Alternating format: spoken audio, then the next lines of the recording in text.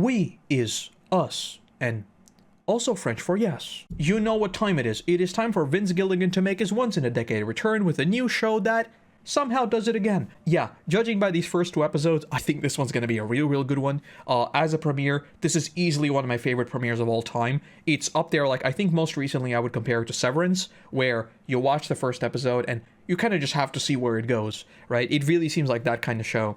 It's very different from Better Call Saul or Breaking Bad. I think it's like much closer to the X-Files in terms of everything that it does.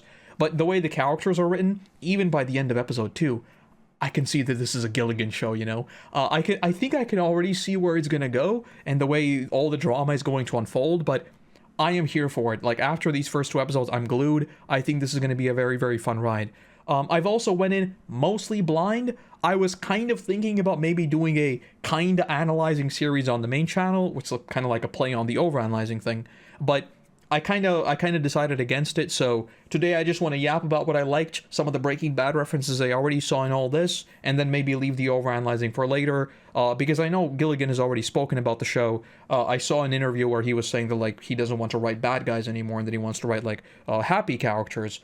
Even though by the end of, again, these 2 episodes, maybe I should have read more than the headline, because either that was a lie or maybe there's something else going on. But okay, I want to talk about the show.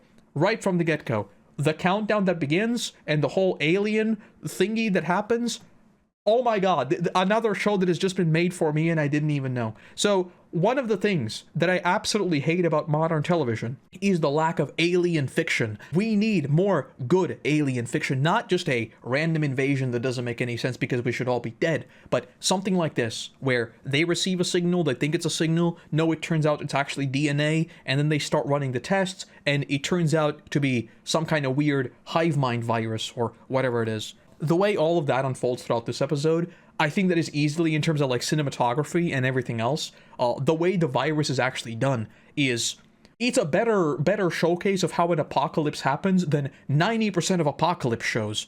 It's really that good. So we get the whole obligatory, there's a lab, they're testing things, and then, you know, the obligatory patient 0, which is just a lab leak. That makes sense. But then they start doing the kiss, and you're like, what's going on? And then one by one, people start turning, right? But not into something grotesque. There is no blood, nothing. They just become happy. And then they start walking around. And you slowly start piecing together that they're not saying anything, yet somehow there is like complete synchronous activities. And then I think what really sold me on this idea is when we see them doing like the mouth swabs and then cultivating mouth bacteria. I was like, oh my god, this is going to be like the coolest thing ever. They are a hive mind working on a way to take down humanity completely stealthily from the inside. And the way all of that is shot, again, the cinematography throughout all this, beautiful. But that remains kind of like as a ticking timer. I guess literally there is a ticking timer in the background, right? We see some of these things happening, but then we cut to Carol. We open Carol with a typical, I think, Vince Gilligan joke where she is reading the book, and then this is the 4th book in the trilogy, which did make me rewind, I'm not gonna lie. I was like, okay, so she seems to be miserable, right? But why 4th book in a trilogy? Did I just miss here? But no, it actually was a 4th book in a trilogy. So I think that just goes to hammer home like the whole, she's just doing this, she doesn't really want to do it. And then later we find out that like the main guy is actually like based on a woman, right? Because she's lesbian and she didn't want to do it. There's like a bunch of stuff there where she kind of hates everything that she does. And I guess that's kind of going to lead to her being, you know, one of these people who are not turned. I have ideas about the whole like who turns and who doesn't, because it doesn't seem like it's just like people who are miserable, right? Because some of the people are very much on board with this whole turning thing. I think it's more so I think it's going to be something along the lines of like adoption of ideas and how freely they adapt versus people who actually like engage critical thinking and actually go against this stuff, right? I've already seen people comparing this to this whole infection thing, right? Like becoming a hive mind. I've already seen people say that this might be like commentary on AI, right? Where like everybody just adopts this thing and then everybody's kind of a hive mind just repeating something that everyone knows. I don't know if that's what it's going for, but I think it's an interesting thought experiment, right? We'll circle back to this. Also, one thing that I immediately noticed, I think I need to rewatch the episodes. I think this might be another Breaking Bad situation, and I think colors are being used as a storytelling thing. Throughout the first episode, Carol wears like the bright yellow jacket, and obviously when you look at a lot of the scenes, she stands out, like literally, like all the other people are usually dressed in like darker tones. This is especially visible in the hospital scene, right? And when she is in yellow, she actually like pops out of the screen. So it's partly that, but it's also, I think, it could be like a thing of like in Breaking Bad, yellow symbolizes like the suffering of meth, right? I think there might be a similar thing going on here, because she loses the jacket after episode 1, but the yellow color pops up when like she's vomiting when she like crashes the NPC's programming, right? And we see like the yellow flowers as she throws up. It's the same thing with like the color purple. All of our fans show up as purple. Again, I want to look at this because I think the purple might be some kind of thing of like not thinking, like being a hive mind, being just like a mindless consumer, something like that, because all of our fans are wearing purple. This warrants further investigation. But purely visually, I think the yellow color and the way it popped, even just as a like cinematography type of deal, I think that was really, really cool. Also, one thing I immediately clocked, they mentioned Finnegan's Wake and how like they tried to read it, but it was way too complex. I think this is Gilligan playing with us. I think this show is not going to be anywhere near as simple as it seems, because Finnegan's Wake, if you don't know, it's a famously complex book, I guess is the easiest way to describe it. I mean, they say it in the show as well that it's impossible to get into. I have a feeling that that's what this is going to turn out to be, right? Where right now it seems like it's just a virus that has been somehow beamed from space. Everyone kind of becomes a hive mind. Everyone is working together with perfect like synchronous abilities. But there are a few people who kind of break their programming. But I think there's going to be something more to it.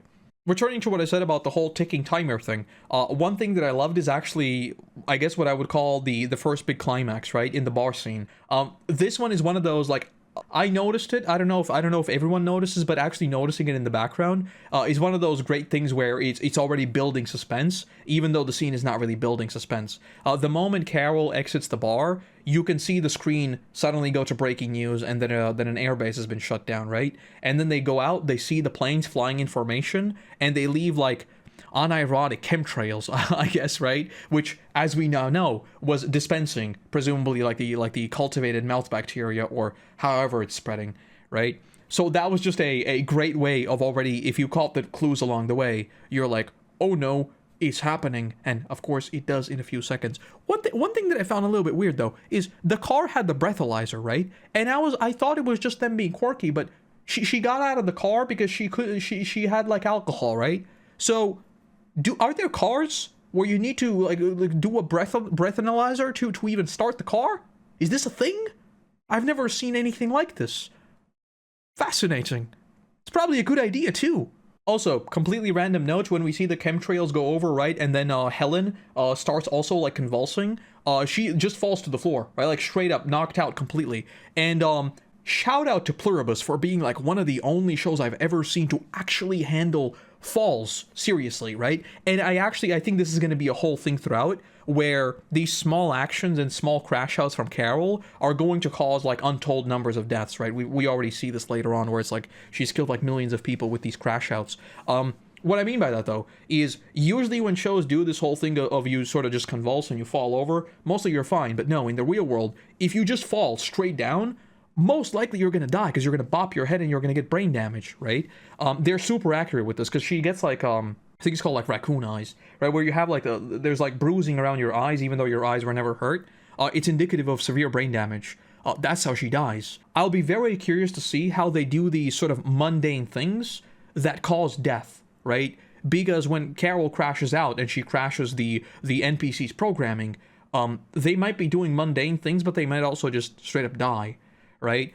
And again, if you want to think of it in this weird sort of AI, or I guess it doesn't really need to be AI. I don't know if Vince was specifically using AI, but if you want to think of it as this sort of ecosystem of just spitting out information that is kind of a weird hive mind, you know, like a weird hive mind of ideas, weird echo chamber of ideas. It might also already be an example of that, where it's kind of like people are doing things without ever thinking them through. But again, I don't know if we're stretching theories now.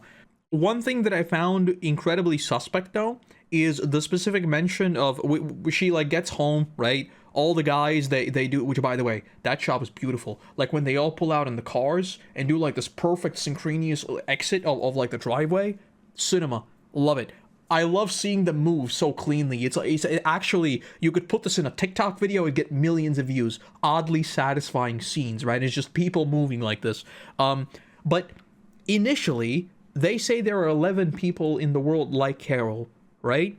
Kind of a throwaway line, but it later ticks up to 12.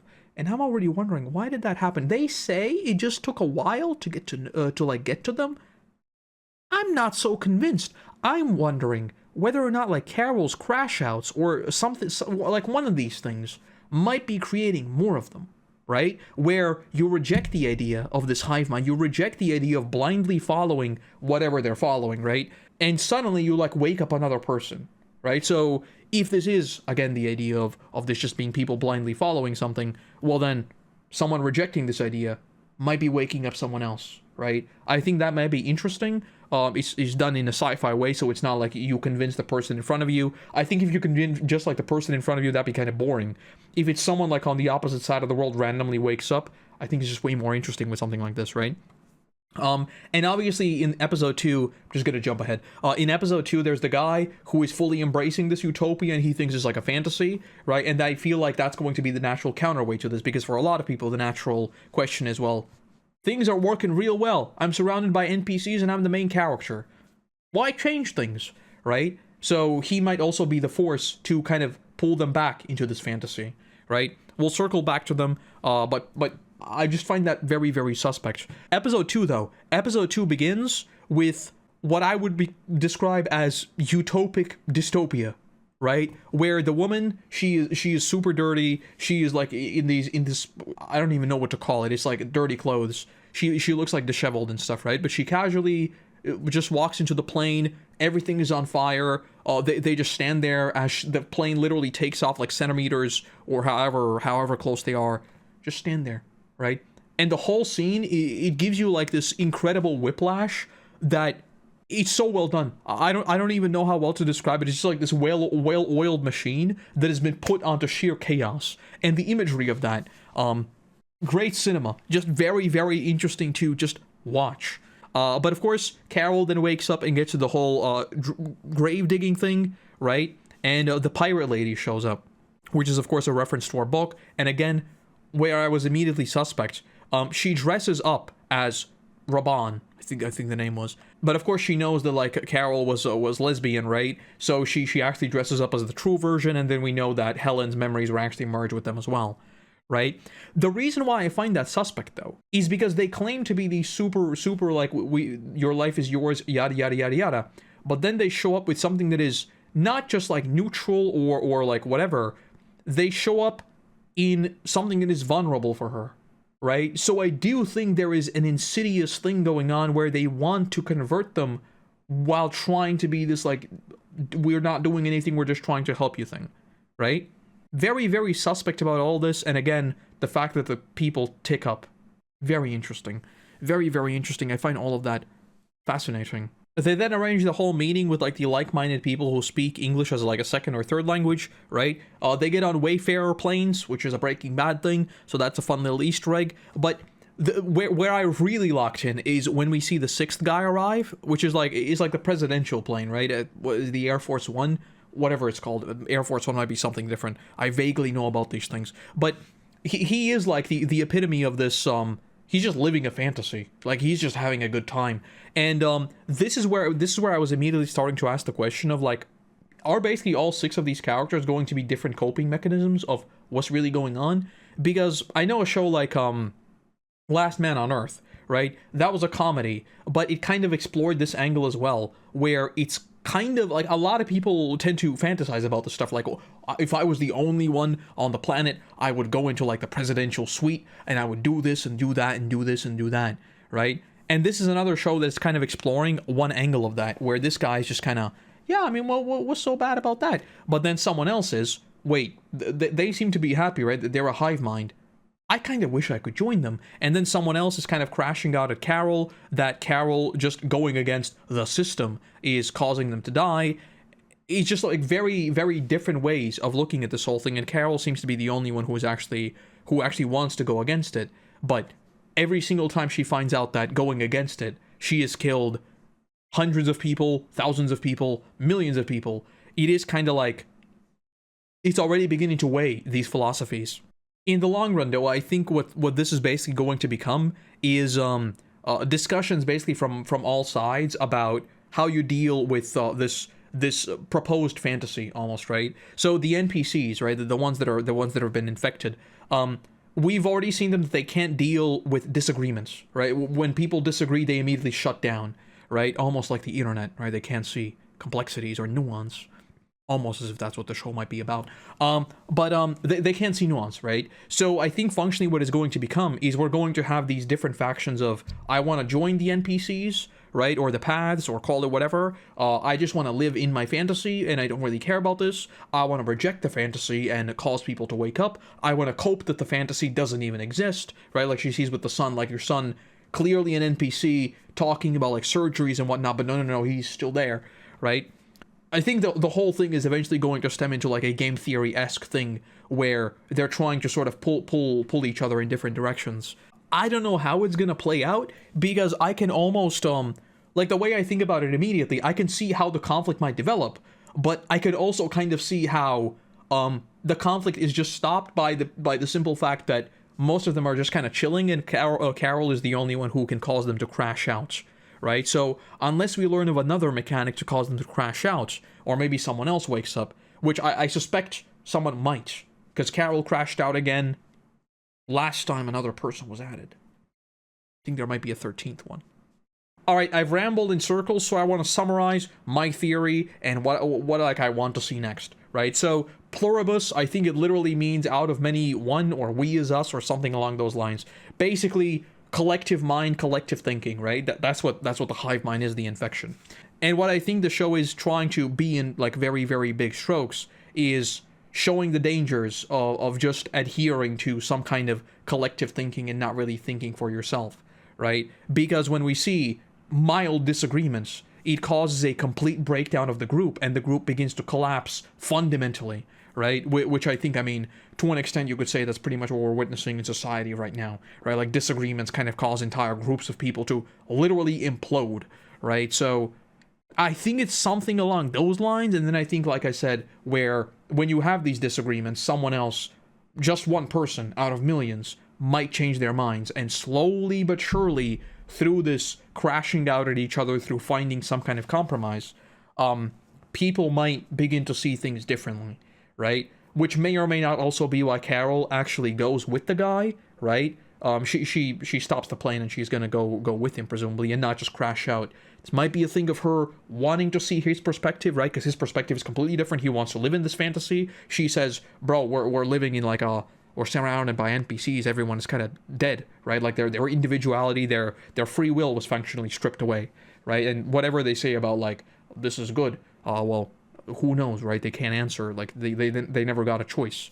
So that's kind of like very, very broadly abstract ideas of what I think it is. It's about challenging not quite the status quo, but just thinking about how you fit into a big world with one collective idea that maybe you're on the outside, right? And how different people think of that.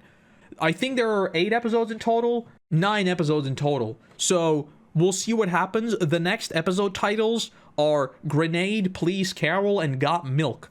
No idea what any of those could mean. I was thinking about already like starting to draw theories from the titles, but the Pirate Lady title was literally just because she's playing a character from the book, right? So, I mean, I guess you could say there's like, you know, again, like the whole emotional exploitation angle where she tried to be insidious and convert her to their side by just being emotionally vulnerable, right? Or making Carol emotionally vulnerable, I guess, right? So exploitation of emotions to get you over to the hive mind, right? Which again, social media is what it does. It tries to like convert emotionally vulnerable or otherwise vulnerable people. So that's what I'm thinking. Not sure any of this made sense. I'm really enjoying this show purely because of the abstracts and ideas, and I want to see where it goes. Let me know what you thought about it. That's pretty much it. Bye.